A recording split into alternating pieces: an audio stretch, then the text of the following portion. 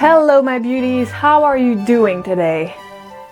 I'm feeling stomachy today. And when I woke up this morning, I got back in bed wrong and put a tear on my new chemise. That seems to be a curse of me. It seems like every time I make a piece of clothing, I gotta destroy it in the next days afterwards, so I don't know what's going on. So I thought I'd use this occasion to show you today how I fix something like that. This is gonna be very simple, I think. I'm using a mixture of two techniques. First, I'm gonna make a patch out of some cabbage here. I'm gonna apply the patch to the tear and stick it on with fabric glue. And after that, I'm gonna darn it. Darning means you basically take a needle and some thread, and you sew a crisscross pattern, like a grid, in one direction and then in the other, kind of as if you were weaving directly on the fabric.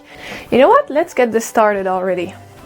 Alright, so my patch needs to be about, let's say, 3 inches wide. I can get away with 1.5 inches high, plus seam allowances. So I'm gonna take a bit of cabbage.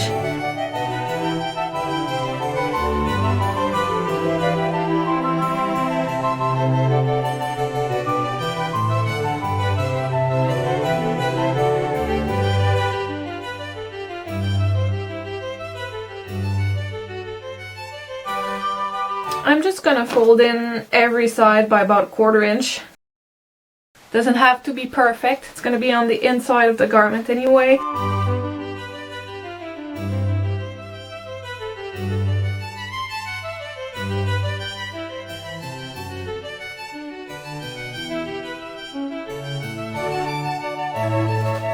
So since I'm gonna be using fabric glue, I want to put a bit of cardboard or plastic underneath my surface just to protect it. I don't want to put glue everywhere. So I'm working from the inside of the garment now. And I'm just laying the fabric as taut as I can. It's gotta be super flat. I'm taking some fabric glue and a brush. And I'm gonna apply the glue like around the hole, like so.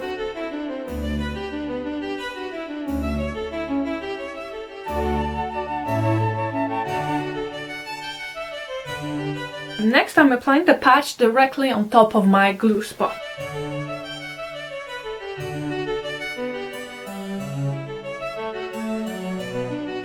There's no heat needed for that glue. Some fabric glues, I think you need to heat them, but not this one. I'm gonna work from the outside of the garment now, just to work those fibers into the glue. It will look a little bit messy, but you know, that's what you get for tearing your clothes. This doesn't look too bad. You know, I'm doing what I can here. There's a little, yes, there was a little ball of dried up glue. I didn't want that on my garment, especially the outer layer like that.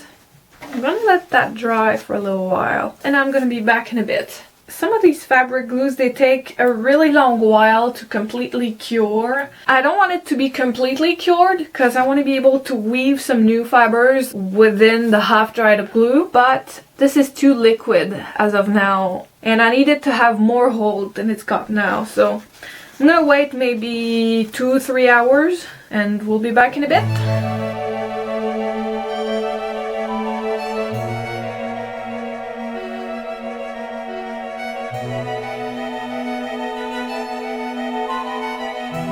So I've started the darning process already. I hope the camera picks it up though. Oh yeah, I think we're in the clear. Alright, so as you can see here, I've done row upon row upon row upon row upon row of running stitches. There's about 2 to 3 fibers in between each row of stitches. So I'm gonna keep stitching to make a block that's either as wide or as narrow as I need it.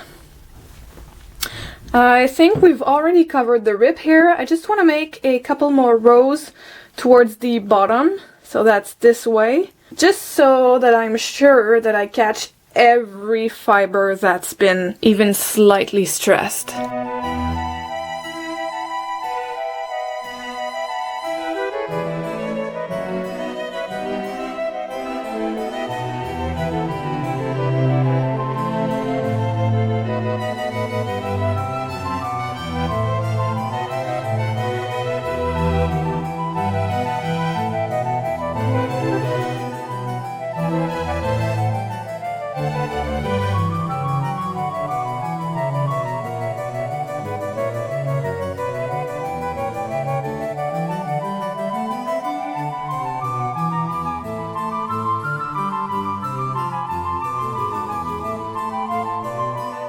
Once I've covered enough fabric with the parallel rows of running stitches, it's time to do them again, only this time they're perpendicular to the first ones. I'm trying to create a regular crisscross pattern. I'm not excellent at it, but I'm doing my best, and I'm sure that with practice they're only going to get tidier.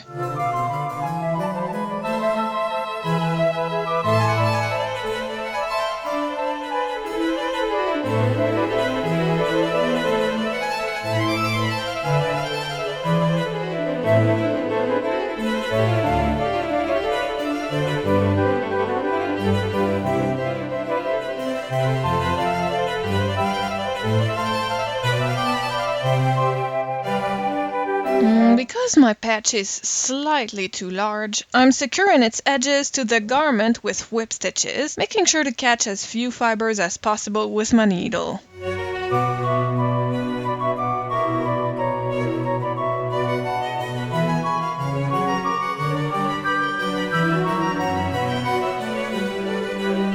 To make sure everything stays really secure, I'm topping it off with a generous coat of fabric glue on the inside of the garment. Since my armpit junctions are obviously weak, I decided to apply a smaller preventative patch to the other side. I'm using the same techniques, except I made it a much smaller square. After that, all that's left to do is wash the garment and give it a good press, and we're gonna be good to go. As always, I'd like to thank you for watching. You may give this video a big thumbs up, subscribe to this channel, and or check out my Instagram at Gallicanglicae Regina. I'm gonna put a link to it in the description box down below. If you're working on a craft, please tell me about it in the comments down below, because I'm very curious to know about it. And I will see you folk later. Bye!